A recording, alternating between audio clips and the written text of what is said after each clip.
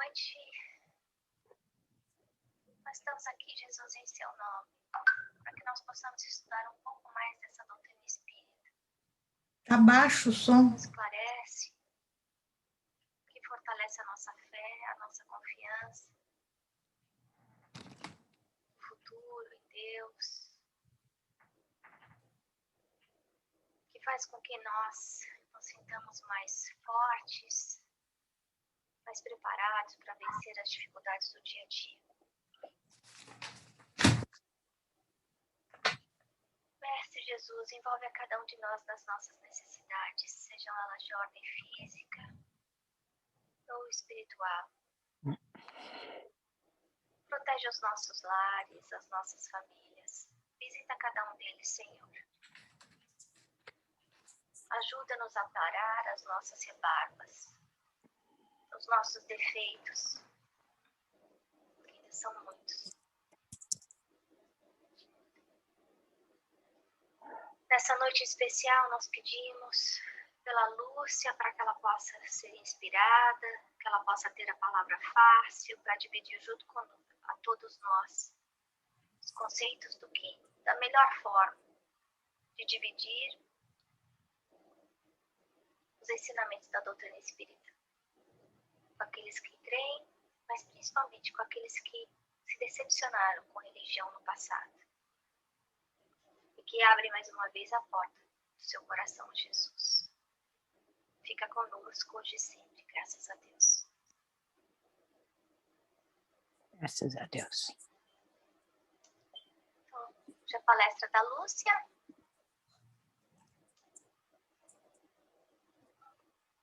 Você pode começar. Você está vendo a tela, mamãe? Não. Vocês conseguem ver a minha tela, não? Eu tô vendo. E o seu Eu som consigo. tá bem baixo, viu, Ana? Eu consigo.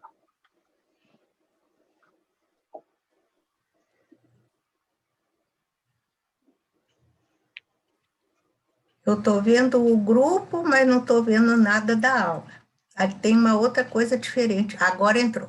Agora é. Muito bom.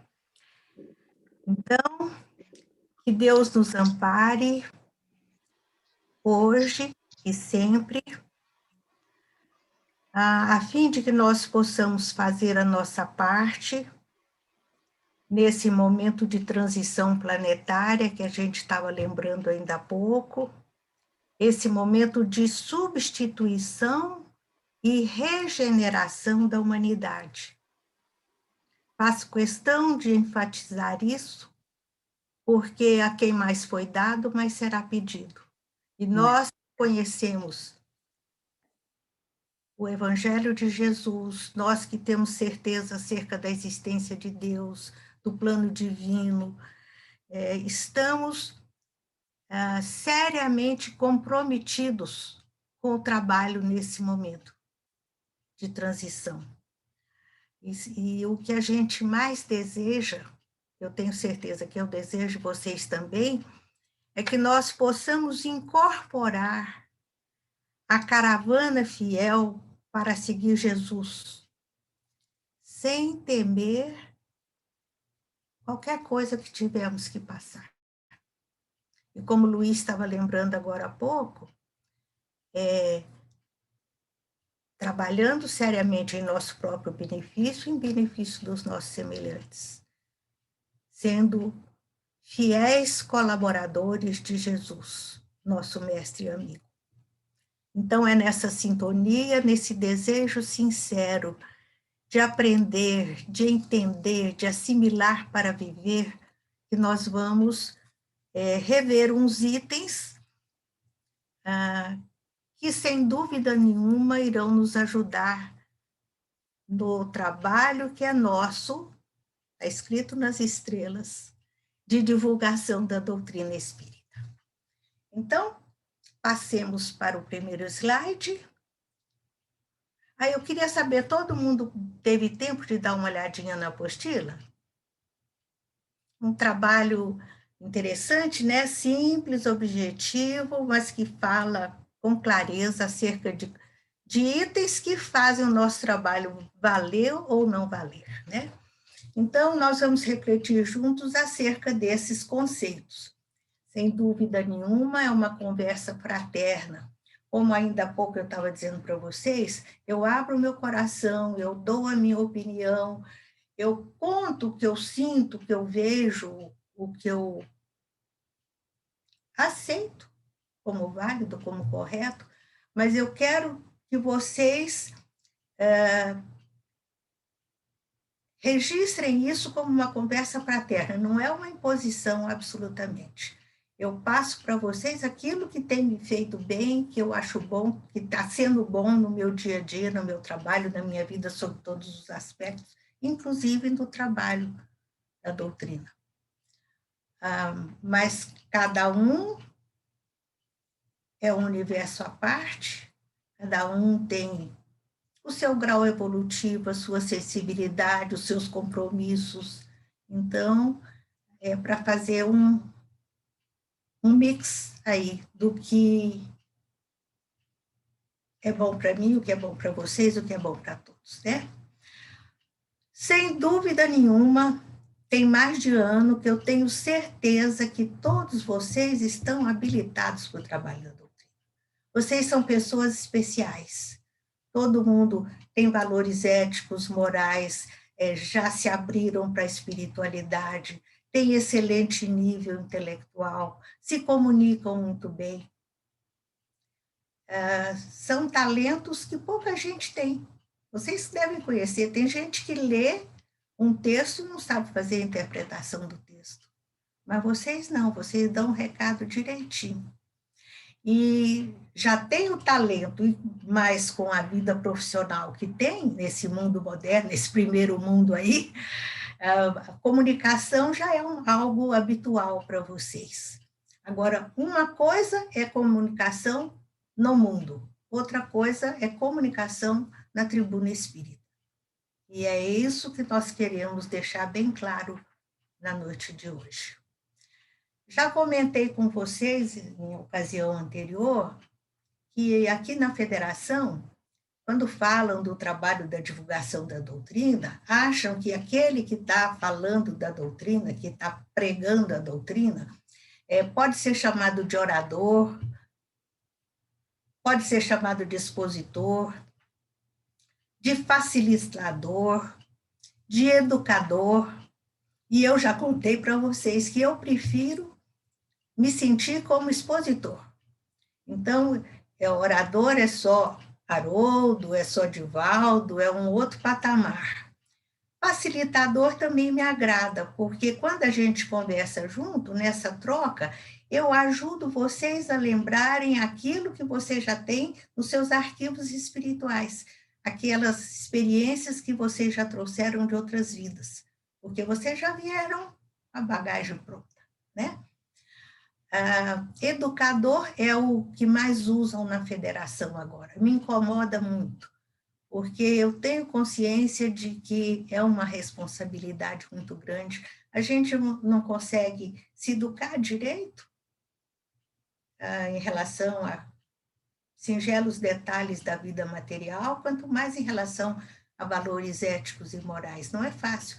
E eu não tenho a pretensão de educar ninguém. Eu até considero missão impossível. Eu só tenho esperança de que a força do exemplo ajude de alguma forma. Porque um exemplo, uma atitude vale mais do que 1000 palavras, né? Então, mas enfim, eu estou aqui assumindo oficialmente o papel de expositor.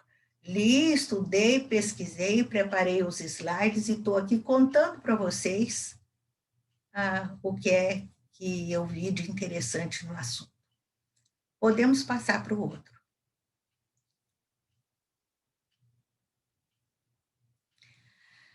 Então, repito, há uma sutil diferença na comunicação no mundo e na comunicação na doutrina espírita. E quando nós fazemos um curso como esse do ESD, não é um cursinho de amenidades. Nós estamos trabalhando as nossas bases, o âmago do nosso ser, estamos trazendo à tona na nossa consciência conceitos ensinados por Jesus. Vocês sabem que a doutrina espírita é também chamada de cristianismo redivivo. E, sem dúvida nenhuma, a terceira revelação é um desdobrar, é um ampliar, enriquecer de detalhes os ensinamentos de Jesus. Então, se nós estamos falando das lições de Jesus, e fazemos isso com competência, com equilíbrio, com amor, com respeito pela doutrina, por essa abençoada terceira revelação, isso vai, é claro, interferir de uma forma positiva na qualidade do nosso trabalho. E se eu faço um trabalho bem feito, pode ser uma palestra para meia dúzia de pessoas, para uns 50 pessoas. Agora, com a internet, a gente tem classes, como é que chama? Virtuais, com 100, 150 alunos. Então, não importa a quantidade de alunos, a quantidade de pessoas que nos ouvem, encarnadas ou desencarnadas. O que importa é a qualidade do serviço que eu vou fazer. Porque se eu fizer com seriedade, com qualidade, eu vou colocar os conceitos da doutrina, a doutrina espírita na vida daquela pessoa. Se eu fico enxugando gelo, enchendo linguiça, enrolando, falando de outros assuntos que não sejam a essência da lição, eu estou desviando o caminho, não estou colocando a doutrina na vida daquela pessoa. E isso é muito sério, porque a gente sabe, por experiência própria, a enorme, a imensa diferença que faz a gente acreditar ou não na doutrina. Aceitar racionalmente os conceitos da doutrina. Muda completamente o cenário da nossa vida, amplia, modifica os nossos horizontes, né? Então, repito, de acordo com a qualidade do nosso trabalho, nós colocaremos ou não a doutrina espírita na vida daquelas pessoas. E anotei ali para não esquecer de comentar com vocês, em qualquer faixa etária. Vocês que estão trabalhando com crianças aí da evangelização infantil, ou com adultos, ou com jovens, vão ter que sempre fazer a necessária adequação para o recado chegar, como é que eu vou dizer? Num modelo que seja bem compreendido, bem aceito, porque o importante é isso, é que a doutrina penetre nos corações daquelas pessoas, né? Então, repito, é um trabalho muito sério, porque nós vamos colocar ou não a doutrina espírita na vida daquelas pessoas. Podemos passar para o outro. A responsabilidade do expositor. Quando a gente ocupa uma tribuna espírita, eu não devo, não é adequado, não é conveniente falar de outros assuntos, mesmo assuntos respeitáveis. Com a melhor das intenções. A tribuna espírita é para falar de doutrina espírita. Deixa eu entrar em mais detalhes para vocês acompanharem melhor o meu raciocínio. Eu posso ter muito conhecimento científico acerca da origem do universo, da criação do universo, do surgimento da vida, como a ciência acadêmica ensina. Mas quando eu estiver falando da doutrina espírita, eu posso fazer eventuais colocações, algumas pinceladas, mas eu não vou dar uma aula de ciência. Hoje em dia, então, com o Google, qualquer pessoa que quiser informação científica tem facilidade. E com a facilidade que as pessoas estão tendo de estudar mais, de chegar à faculdade com mais frequência, essas pessoas encontram no mundo lá fora esse nível de informação da ciência acadêmica. O que elas não encontram no mundo lá fora é o ensinamento da doutrina espírita que nos consola, que nos esclarece, que nos orienta. Então, priorizar a doutrina, divulgar a doutrina, passar conceitos que determinem mudanças significativas na vida daquelas pessoas, transformando na base a vida daquela pessoa, modificando a escala de valores daquela pessoa, fazendo com que ela entenda que aquilo que está sendo estudado no Sermão da Montanha ou em qualquer outro texto evangélico de Jesus é para ser levado a sério, é para ser colocado na prática, né? E, além de nos atermos ao texto evangélico, e tudo que Jesus ensinou, tudo que Jesus falou, vocês sabem, está diretamente relacionado com Deus e com a lei divina. Então, para que nós possamos conhecer bem o que é Deus, quais os seus objetivos, o que é a vida, essa deslumbrante realidade existencial, nós precisamos estudar, né? E fazendo isso com seriedade, com amor, com respeito, com objetividade, mostrando para aqueles que nos ouvem, seja num curso, seja numa palestra avulsa, até mesmo numa conversa social, o quanto eu me interesso, o quanto eu acredito naquilo que eu estou falando, e falando sempre com humildade, não para exibir conhecimentos, não para querer parecer que eu sou melhor do que aquele que não sabe, não. Passar a beleza da doutrina na sua pureza, para proporcionar àquela pessoa uma ligação maior com Jesus. E com a ajuda de Kardec, nós fazemos isso com relativa facilidade. Estruturamos a nossa fé racional com muita simplicidade. Podemos passar adiante. É indispensável que o expositor estude sempre. Mesmo quando a gente acha, eu já tive aula sobre perispírito, eu já tive aula sobre fluidos, então posso fazer a palestra com o que eu aprendi. Só que quando eu ouvi uma aula, muita coisa que entrou por aqui saiu por aqui. E a minha aula vai ficar com lacunas, não vai ficar uma aula boa, não vai ficar com estrutura firme, como deve ser, como precisa ser. Inclusive, eu não sei se vocês já ouviram contar um episódio do Divaldo, ele, jovem, começando o seu trabalho de orador, foi fazer uma palestra num centro, não me lembro aonde, e foi assim, achando, eu já sei, já falei sobre isso, já conheço esse assunto. E aí, quando foi na hora da tribuna, ele, queridos irmãos, queridas irmãs, branco total.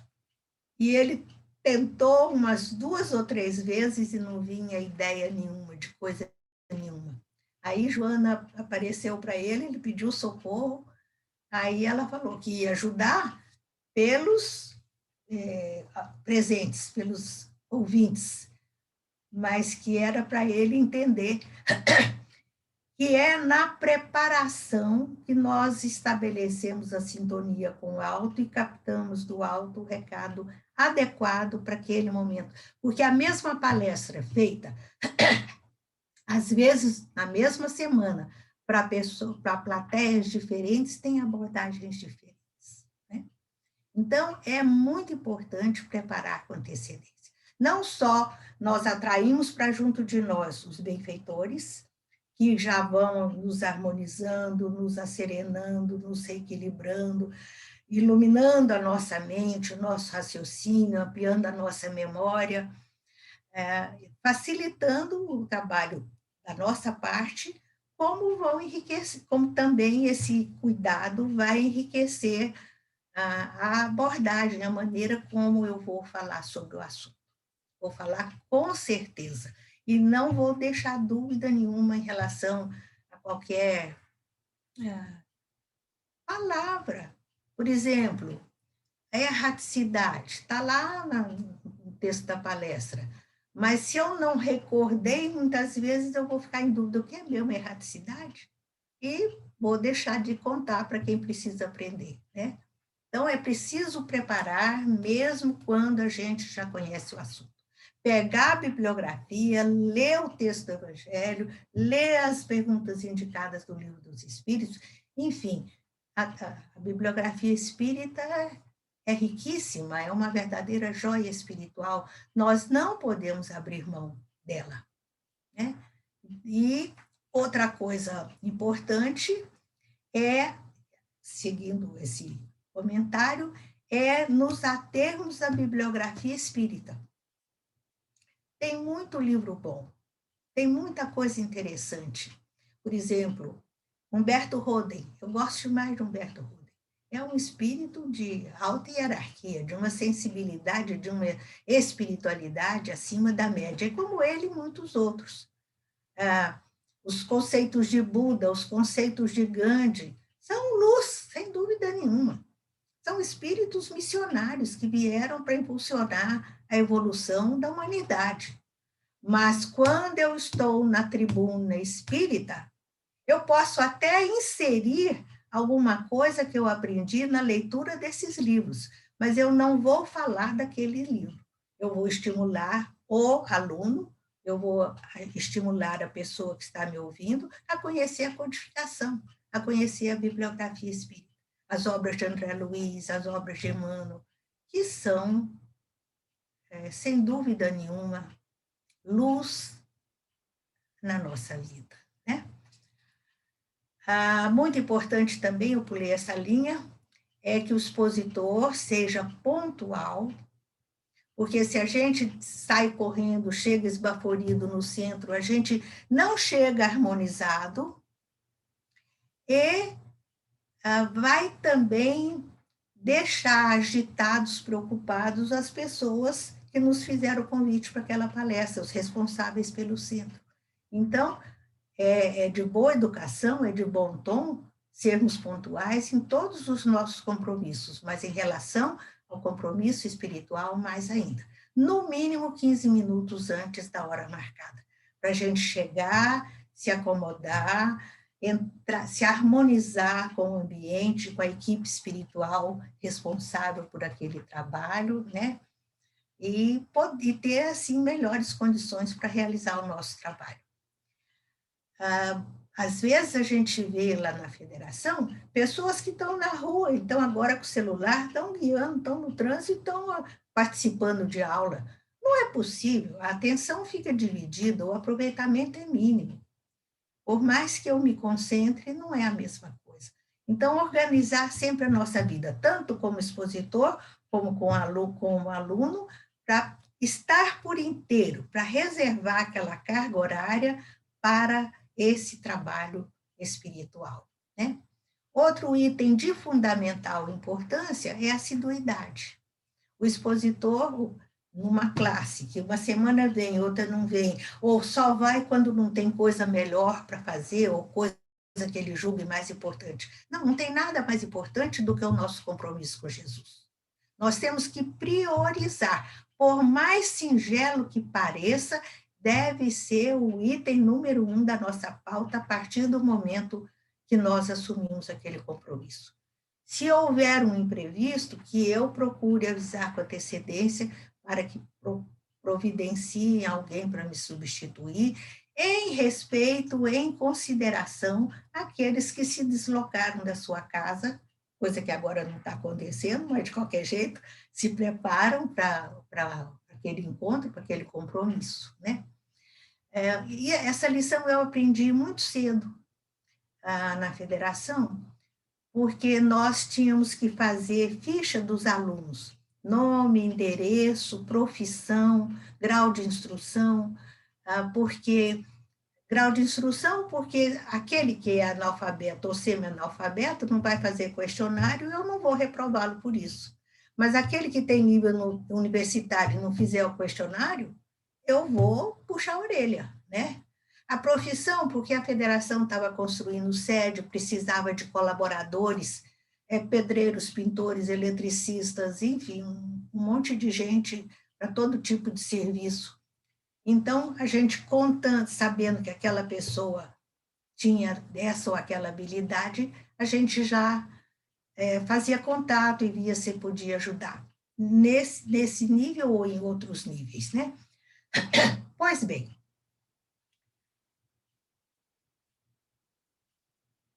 a ficha desses alunos me marcou de uma forma extraordinária. Tinha gente que vinha de São Vicente, tinha gente que vinha da região do ABC. Então, pensem bem, uma pessoa sai da sua casa, pega 2, 3 conduções para chegar na federação, para assistir uma aula, e eu, na hora de dar aula, em vez de falar de espiritismo, em vez de falar de doutrina, vou falar do que eu vi na televisão, ou do que eu penso, do que eu acho. É desrespeito com a doutrina e desrespeito com aquela pessoa que veio buscar algo muito especial. Se ela não quisesse conhecer a doutrina, ela não estaria frequentando a casa espírita, né?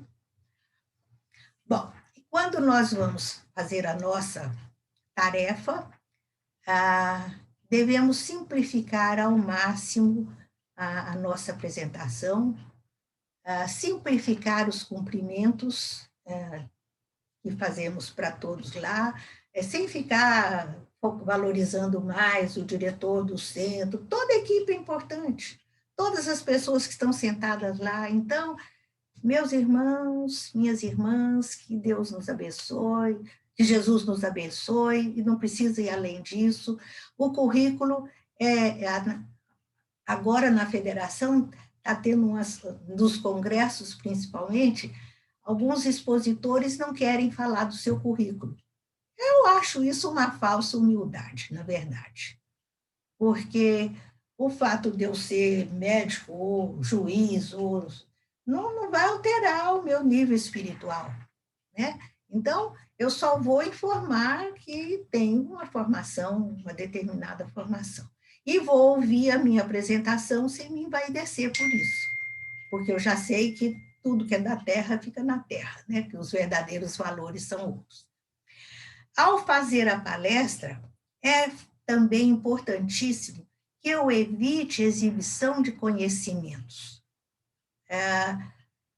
Vou sempre ter a preocupação de me ater ao tema, me ater ao texto, adequar ao público-alvo. Estou falando para criança, vou falar numa linguagem que a criança entenda. Estou falando num grupo como a federação, que tem uma frequência heterogênea. Lá nós temos pessoas de todos os níveis. Então, se eu fizer uma abordagem muito intelectualizada, eu não vou atingir uma porção de gente. Então, falar com a simplicidade que Jesus falou. Ele falou de uma forma que foi compreendido por todos, né? Então, evitar exibição de conhecimentos.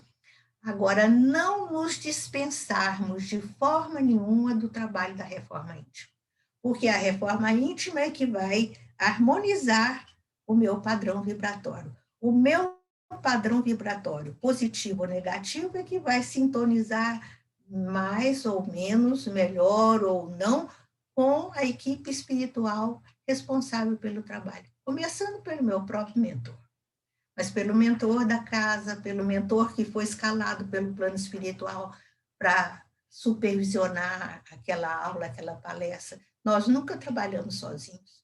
Então, a gente tem que estar numa situação adequada de sintonia para captar as sugestões do mentor, que é o verdadeiro e real responsável pelo trabalho. E o mentor sabe melhor do que nós quais são as pessoas que estão ali ouvindo, quais são os problemas, as dores daquelas pessoas. Muitas vezes a gente prepara um PowerPoint ou uma sinopse, quando é uma palestra sem PowerPoint, e você acaba, sem fugir do tema, você acaba falando de coisas e muitas vezes as pessoas vêm comentar no final: poxa, a palestra foi para mim, era tudo que eu precisava ouvir.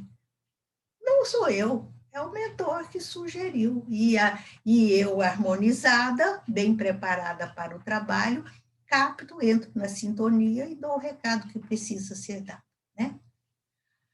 Então, a reforma íntima é indispensável, é coerência da nossa vida, da qualidade da nossa vida com os valores éticos e morais ensinados por Jesus. É muito saudável cultivarmos o hábito da meditação. Tem pessoas que não conseguem, não se sentem confortáveis. Isso aí são as diferenças individuais. Que não façam uma meditação oficial, formal, mas que cultivem o hábito da prece. A prece daquele jeito de conversar com Jesus, de abrir o coração, de falar das nossas expectativas, dos nossos anseios, dos nossos desejos de acertar, de crescer, de colaborar. Essa prece reflexiva estabelece uma sintonia muito positiva para a qualidade do nosso trabalho.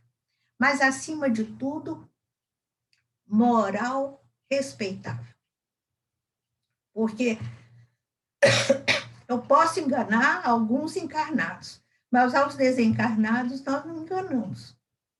Então, eu estou falando lá de perdão, estou falando de honestidade, estou falando de fidelidade lá nos conceitos da lição, e o desencarnado que está lá assistindo a palestra me acompanha e com muita facilidade vai descobrir que eu estou falando, mas não estou fazendo.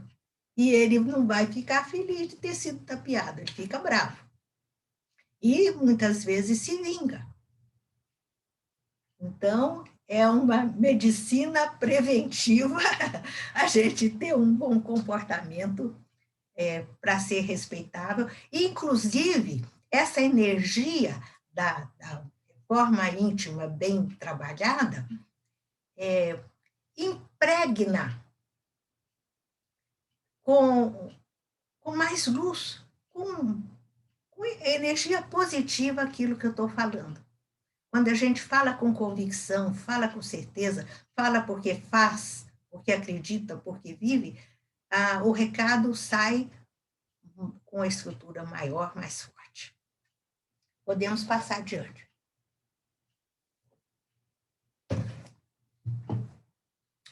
Esse item aí é muito importante. Já falei da importância de estudar, de preparar. O conhecimento doutrinário é indispensável. E quando fizermos uma palestra, não fugir do tema. Se o assunto é reencarnação, eu não vou falar de outro item qualquer. Todos os itens da doutrina são lindos. Mas focar o tema porque foi determinada aquela lição para aquele momento, não por acaso. E, repito, evitar opinião pessoal, o que eu penso não interessa naquele momento, eu tenho que dar o recado, a mensagem de Jesus com clareza e com simplicidade. Eu repeti aí a adequação ao público-alvo. Quando a gente vai fazer uma palestra num congresso, é uma abordagem. Quando você vai fazer uma palestra numa classe, é outro nível de abordagem. Quando você vai fazer uma palestra como a gente tem aí na quarta-feira, o trabalho de Emmanuel, que é de consolo, de sustentação espiritual, estamos falando para pessoas que estão sofrendo, que estão num momento crítico da vida, é outra abordagem. Então, sempre ter essa preocupação de adequar. O recado é o mesmo, o evangelho é sempre o mesmo, mas a maneira de abordar adequada para o momento. Então, vamos, sempre que recebemos um convite, que tivermos um trabalho para fazer, vamos analisar, é um grupo de estudo? É um grupo de consolo? Que a idade faz toda a diferença, né? Grau de instrução também. Falar para vocês é muito fácil, porque todo mundo está numa faixa intelectual muito boa, todo mundo entende direitinho. Mas quando você for falar para um grupo heterogêneo ou num centro de periferia, você tem que preparar direitinho, adequar direitinho, né? Outra coisa, recomendação importante que é feita para o expositor é que, independente do número de pessoas que estejam presentes, a gente deve ter o mesmo cuidado, o mesmo critério, o mesmo respeito. Não só pelos que estão lá nos ouvindo, mas pelo amor e pelo respeito que nós temos pela doutrina.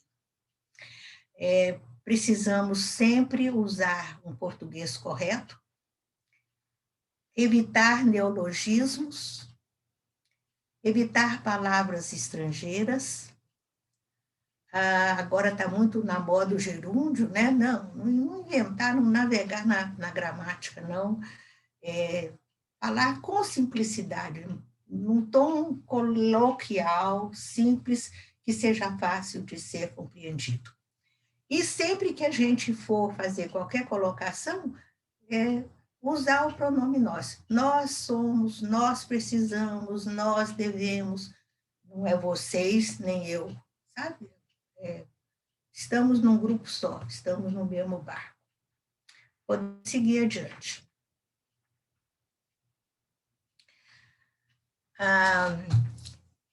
Escolhi esse slide aqui, lembrando que igreja, entre aspas, não é empresa, porque o que a gente está vendo hoje é surgirem igrejas feito pipoca, né? Tem qualquer pessoa que resolve inventar uma igreja, um grupo, arranja um imóvel, bota uma faixa e começa a trabalhar e ganhar dinheiro. Aqui em São Paulo nós temos igrejas milionárias. Não quero falar delas porque o meu papel aqui não é criticar a conduta alheia, né? Inclusive, a doutrina ensina que nós precisamos respeitar todas as instituições e religiões, porque muitas vezes as pessoas não estão fazendo a coisa correta, mas estão pensando em Deus, estão querendo, de alguma forma, caminhar nessa direção, né? Então, o nosso foco em relação à doutrina não será nunca de ter qualquer tipo de remuneração financeira. Outro item muito importante é evitar piadas. Uma piadinha curtinha, leve, para desestressar num período grande. Eu vejo o Divaldo fazendo isso. O Divaldo faz nesses seminários, ele faz em São Paulo, faz em Salvador, faz por aí tudo. Ele fala 2, 3 horas sem parar, tem um break, depois ele continua. Então, como é uma plateia heterogênea, nem todo mundo consegue prestar atenção tanto tempo. Então, de vez em quando, ele para e faz uma brincadeirinha educadinha, bonitinha e curtinha. Mas, numa palestra de 1 hora, nós não precisamos disso. Em vez de gastar tempo com uma piadinha, vamos gastar tempo falando da doutrina, trazendo com mais clareza os conceitos relacionados com o tema, né? E piadinha normal tem essa restrição. Imaginem vocês se for uma piada imprópria. E no meio espírita está aparecendo muita piada imprópria. Esses dias eu ouvi uma horrorosa, que falava de um homem que tinha uma loja de material de construção e que colocou na frente um crucifixo, mas sem a figura de Jesus, só a cruz. E embaixo escreveram, se usasse pregos da marca tal, o malandro não tinha fugido. E tem espírita que acha graça nisso. É um absurdo. Então, por mais que num determinado momento a gente ache aquilo engraçadinho, na tribuna espírita, não. Devemos também evitar palavras chulas. Que vida chata, mas que saco. Isso é inadmissível, né? Qualquer tipo de gíria, qualquer palavra pesada. O que é que eu chamo de palavra pesada? É a que faça com que a pessoa baixe o padrão vibratório e pense em coisas tristes. Então, nós podemos falar do suicídio, da prevenção do suicídio, do quanto isso está comum, mas sem usar de uma forma chocante essas palavras, né? Na palestra de aborto, mais procurar a abordagem de valorização da vida do que a de aborto como um crime, porque o impacto, a reação da pessoa que nos ouve vai ser diferente. Isso a sensibilidade de cada um vai dizer direitinho, né? Outro item muito importante, e é um erro muito frequente, é falar da nossa vida pessoal. Se for coisa feia, não vale a pena. Se for coisa boa, nas entrelinhas eu vou passar a impressão de que eu estou querendo que vocês constatem que eu sou uma pessoa maravilhosa, que eu sou muito boa, que eu perdoo, que eu faço caridade. Não. O que eu sou, o que eu faço, não interessa na hora da palestra. Se por acaso, como essa história da piadinha que eu acabei de contar para vocês, eu achar que o fato em si que eu quero contar, que aconteceu comigo, é interessante, eu vou contar para vocês como se fosse outra pessoa. Aí não tem perigo de me envolver e me envolverem com o que está sendo falado, né? Esse outro item é fundamental.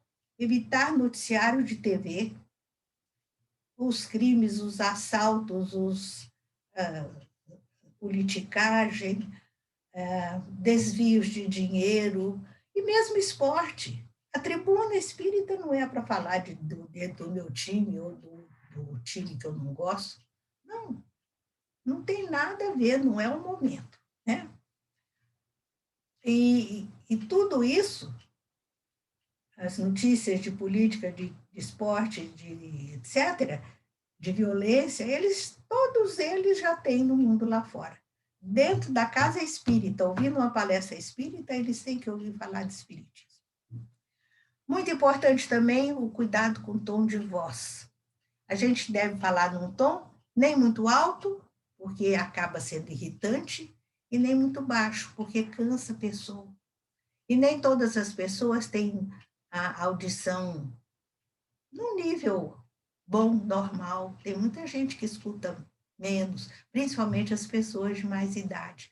Então, conforme o ambiente, conforme a potência do microfone, eu vou dosar e falar de uma maneira que seja agradável para todos, né?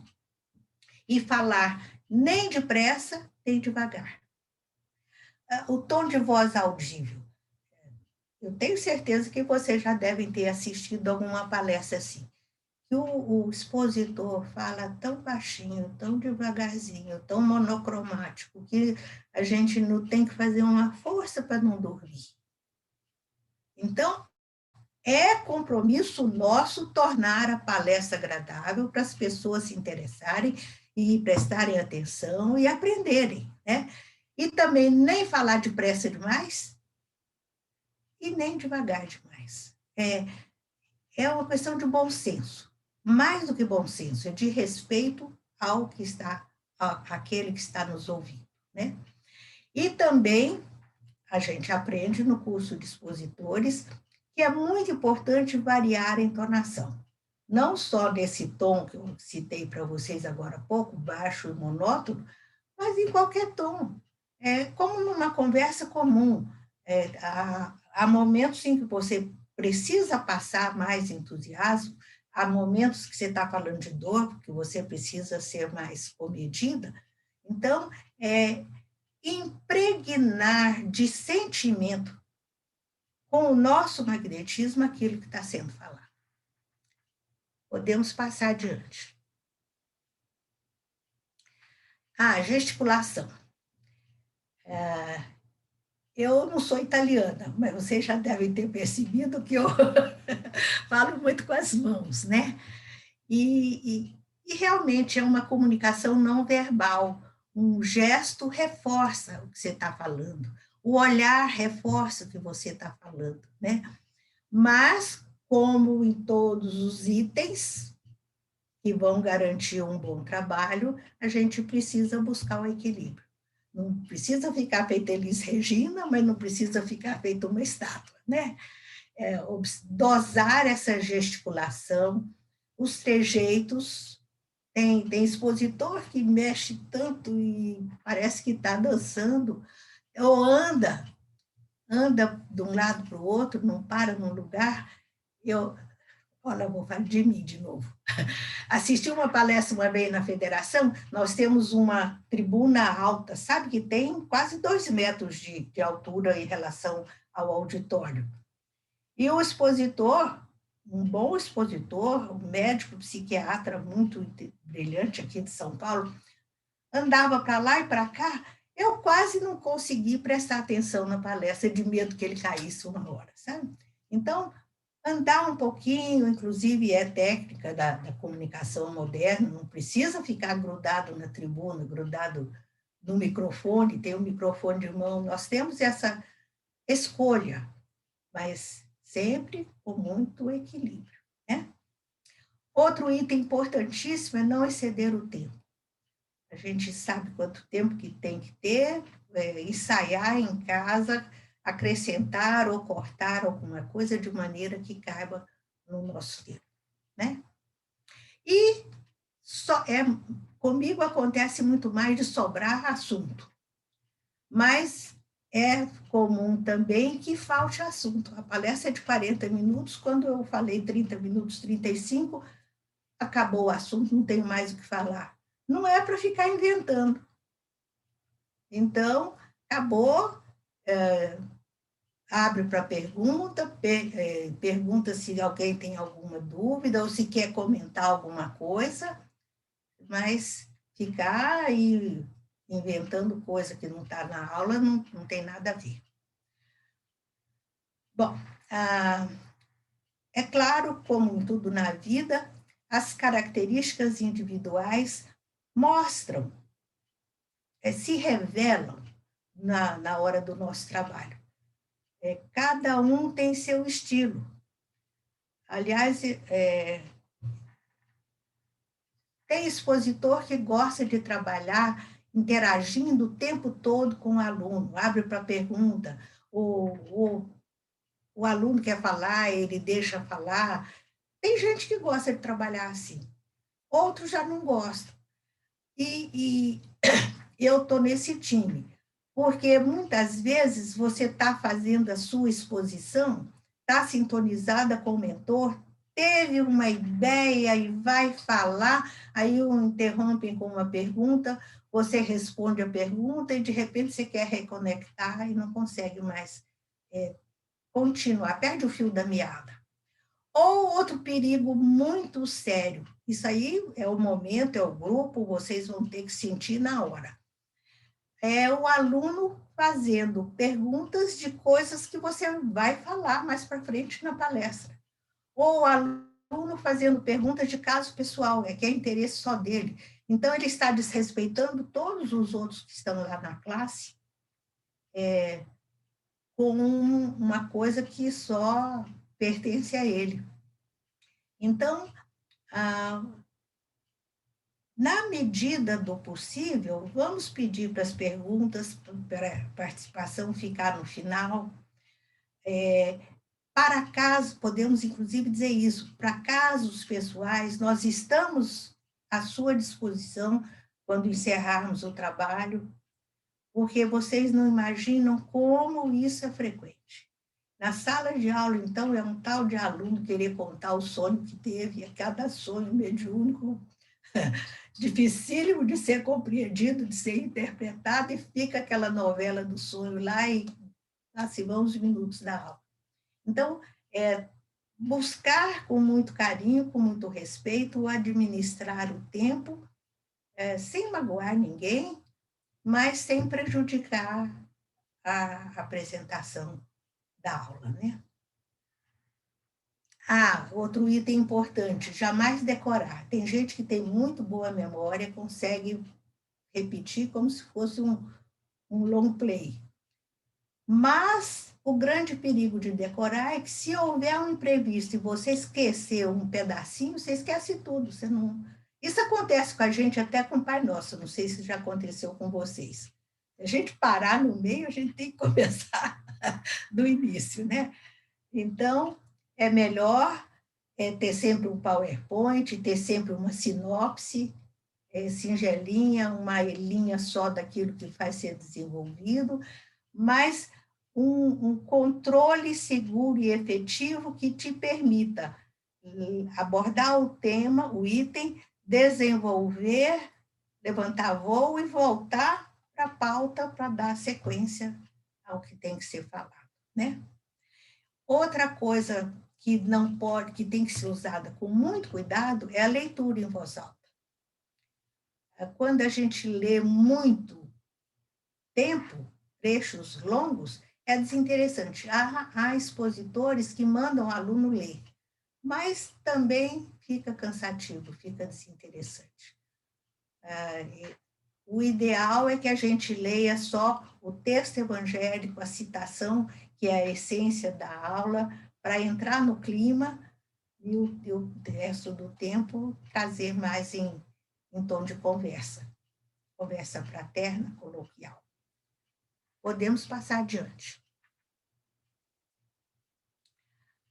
Hoje, no nosso mundo moderno, nós temos muitos recursos auxiliares, né? Cartazes, slides, projeções, encontramos muita coisa adequada aos temas abordados. Então, temos realmente recursos para fazer uma boa aula, para fazer uma boa apresentação. Aliás, vocês já estão fazendo aí há muito tempo, eu tenho visto. Uma recomendação importantíssima é nada de desculpas. O expositor que não teve tempo de preparar a aula porque teve alguém na família que ficou doente ou porque atrasou no trabalho, sei lá, qualquer que seja o imprevisto, se ele na tribuna falar para aqueles que estão lá, vocês me desculpem, eu não tive tempo de preparar, vai ser um balde de água fria. De saída, todo mundo já vai ficar desinteressado. Ele não preparou, já não vai sair coisa que preste, né? Então, nada de desculpas. Na medida do possível, vou preparar, meia boca que seja, né? Mas fazer a minha ligação firme com o mentor, conversar com ele e dizer, olha, você viu, não era minha intenção, não foi desinteresse, por favor, me ajude, e a inspiração vem, com certeza, né? Como eu disse para vocês ainda há pouco, nós nunca estamos sozinhos, desde a preparação da aula. Anaís, faltam 5 minutos, tá? Para acabar. Tá bom. É muito importante respeitar a plateia. O que é respeitar a plateia? Tem gente que levanta e vai embora. Eu não posso ficar contrariada nem magoada porque não está gostando da minha palestra. A pessoa tem lá as suas razões. Tem outras que cochilam, dorme o tempo todo da aula. A gente tem explicação mediúnica para isso. A pessoa está estressada, entra num ambiente de energia positiva, de paz e serenidade, relaxa, está recebendo um tratamento, né? Então, está tudo certo. Bocejar nem sempre é sono, muitas vezes é a exteriorização de ectoplasma. Há imprevistos. Se alguém lá na plateia incorpora, tem um ataque, cai no chão, há sempre pessoas no ambiente encarregadas de cuidar desses incidentes. Nós vamos pedir para todos vibrarem por aquela pessoa e dar continuidade ao nosso trabalho, deixando aquele caso para o departamento adequado. E assim a gente mantém equilíbrio e auxilia. Podemos passar adiante.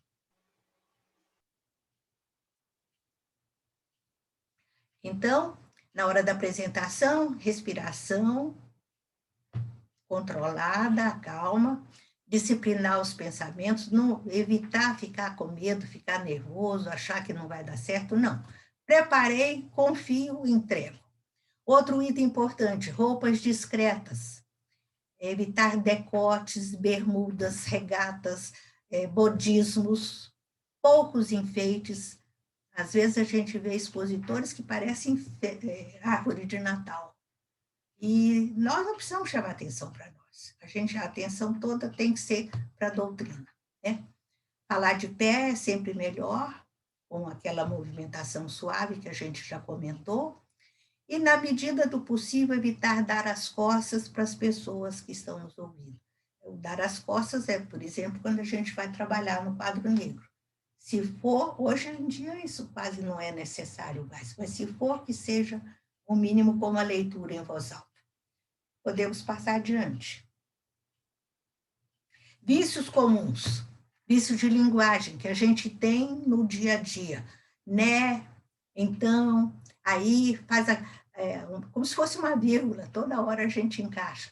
Ou então fazer a palestra com a mão no bolso, ou apoiar na mesa. Isso tudo é muleta que nós precisamos nos vigiar para não aceitar, não incorporar, né? E durante a nossa exposição, nós devemos olhar para a plateia inteira, fazer aquele olhar, percorrer o salão, de vez em quando focar uma ou outra pessoa, como se a gente estivesse conversando com aquela pessoa. O nosso tom na exposição não deve ser nem de otimismo exagerado, nem de pessimismo. E isso vai ser fácil porque nós estaremos sempre com o tema bem preparado, né? Prontinho, podemos passar para perguntas, eu já falei. Se por acaso fizerem alguma pergunta que a gente não sabe a resposta, nós não temos obrigação de saber tudo. E vamos falar a verdade. Olha, eu não estou lembrando, eu não estou seguro, eu não sei, eu vou pesquisar e depois te conto, né? Encarar com naturalidade. Imprevistos mediúnicos, eu já falei. Perguntas agressivas, às vezes acontece num ambiente como o da federação, heterogêneo, as pessoas não estão, não aprenderam ainda a amar a doutrina, então, às vezes, implicam com qualquer coisinha. A nossa reação deve ser sempre fraterna, respeitar a opinião, é direito seu pensar assim. Nós já tivemos um caso numa aula o tema era reencarnação, e é tão rica a bibliografia acerca de reencarnação, que eram 3 aulas seguidas. Demos a primeira aula, uma aluna falou, muito boa a sua aula, mas eu não acredito em reencarnação. Segunda aula, apresentamos, muito boa a sua aula, mas eu não acredito em reencarnação. Na terceira aula, devia estar com a cabeça ainda muito de católica, sei lá de que era. E a gente respondia assim, tudo bem, direito seu, vá pensando a respeito, vá lendo a respeito.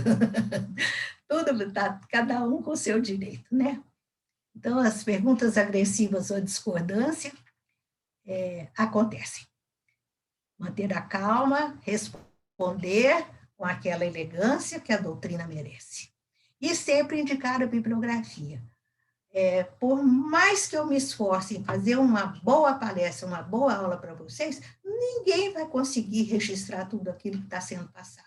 Então, insistir que leiam, que consultem na fonte a matéria que está sendo dada. Prontinho. Para o outro, acho que é o último. É o último. Então, para todos nós que estamos compromissados com a doutrina, não foi por acaso que a doutrina entrou na nossa vida. O acaso não existe, isso é ponto pacífico para nós a essa altura. Então, precisamos estar bem preparados, estar prontos mesmo para realizar da melhor maneira possível a nossa tarefa.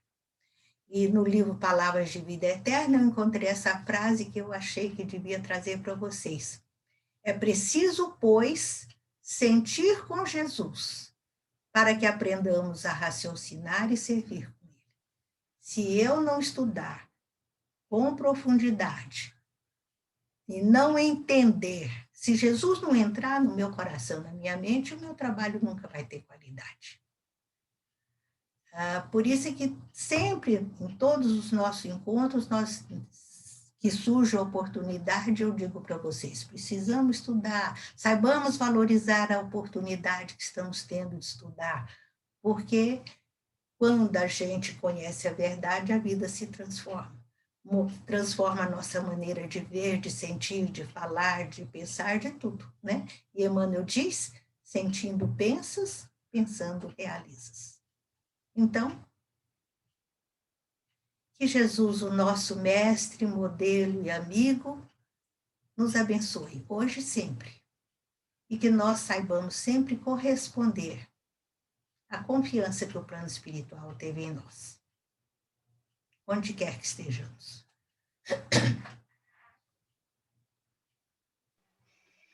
Obrigada. Quem quer fazer algum comentário, alguma pergunta? Eu tenho uma aqui, PDF do livro, que é muito mais completo, né? Vai, Davi. Dona Odete, a senhora está em mute. Obrigado. Eu tinha uma pergunta, acho que é rápida. A senhora falou para a gente se apoiar sempre na leitura dos livros da doutrina espírita, né? E, obviamente, a gente tem os livros da codificação, vai ter os livros de Chico, os livros de Divaldo. E hoje a gente tem uma multiplicidade de autores espíritas, alguns muito confiáveis, como Chico, Divaldo, e outros nem tanto. Então, o que a senhora recomenda em termos de autores que a gente deve trazer para a leitura, que são confiáveis, que a gente sabe? E porque tem alguns que, como aconteceu na Casa Espírita, que a gente comentou, não é um livro tão conhecido, né? Mas me parece ser uma literatura adequada. Então... Quando você sair da codificação de Emmanuel, de André Luiz, de Divaldo, aí você vai ter que se guiar pelo seu bom senso. Você vai ler e pelos frutos se conhece a árvore. Se aquilo que está escrito naquele livro for condizente, coerente com o que você já sabe da doutrina, você pode recomendar.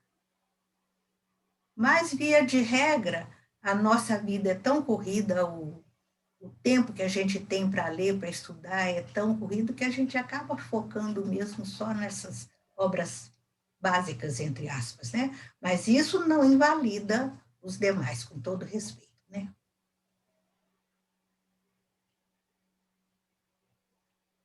Fala, Dona Odete. O seu resumo foi muito bom, Lúcia. Eu li aquela apostila, ela é longa, né? Tem muitos itens. Você resumiu bem. Falou das coisas mais importantes, né? Eu quis trazer o que eu sinto na prática, no dia. Na sua prática que você observa, né? Tá bom. É isso. Já tenho visto tanto expositor falar do meu cachorrinho, porque o meu cachorrinho só falta falar. Porque eu perdoei a minha nora, porque a minha nora falou isso e aquilo, sabe? Estou brava com meu filho, porque eu tinha uma louça que eu usava só em dia de festa, e aí ele pegou, achou que ela não estava sendo usada e doou para um bazar. Gente, o Mas que esteja doendo no dito cujo, não se justifica contar isso lá para quem está sofrendo. Nós temos que trazer isso muito claro na nossa mente. Quem busca a casa espírita, 99% está vindo pela dor. Há exceções. Há pessoas que vêm porque querem intelectualmente conhecer a doutrina no seu aspecto, ciência, filosofia e religião, mas a maioria, eu vejo lá pela federação, é gente que está divorciando, é gente que perdeu o filho, é gente que está pensando em suicídio, é gente que tem dependência química. Nós não podemos brincar com uma situação dessa. Então, o trabalho tem que ser mesmo muito bem feito. Né? Trabalhar o controle das emoções, ajudar a pessoa a aceitar as coisas como elas são, a ela não querer matar o outro, porque o outro pensa diferente, age diferente. Evitar dramas. Está nas nossas mãos, ao compartilhar a mensagem de Jesus. Obrigada. Quem quer fazer a prece final para a gente?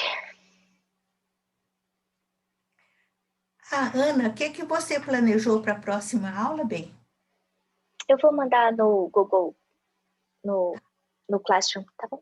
Porque nós fizemos variações aí. As mudanças. Eu acho que a gente podia comentar o livro Aconteceu na Casa Espírita e depois entrar no tomo único. Eu vou botar de novo o link lá para todo mundo poder baixar. O livro é curtinho, dá para ler numa sentada. Quem quer fazer a prece final para a gente? E o Aconteceu vai ser debate, cada um falando um pouco? Uhum. Eu vou organizar. Ótimo. A dona Lúcia havia pedido para eu ler a prece. É verdade. Então, pessoal, vamos fechar os nossos olhos, nos concentrar e ouvir essa prece linda. Senhor, deste-me a palavra por semente de luz. Não me permitas envolvê-la na sombra que projeto. Ensina-me a falar para que se faça o melhor. Ajude-me a lembrar o que deve ser dito e a lavar da memória tudo aquilo que a tua bondade espera se lance no esquecimento. Onde a irritação me procure, induze-me ao silêncio. E onde lavre o incêndio da incompreensão ou do ódio, dá que eu pronuncie a frase calmante que possa apagar o fogo da ira.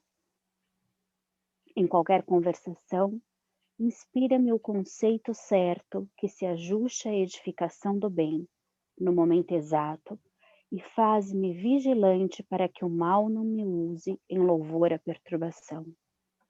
Não me deixes emudecer diante da verdade, mas conserva-me em tua prudência, a fim de que eu saiba dosar a verdade em amor, para que a compaixão e a esperança não esmoreçam junto de mim.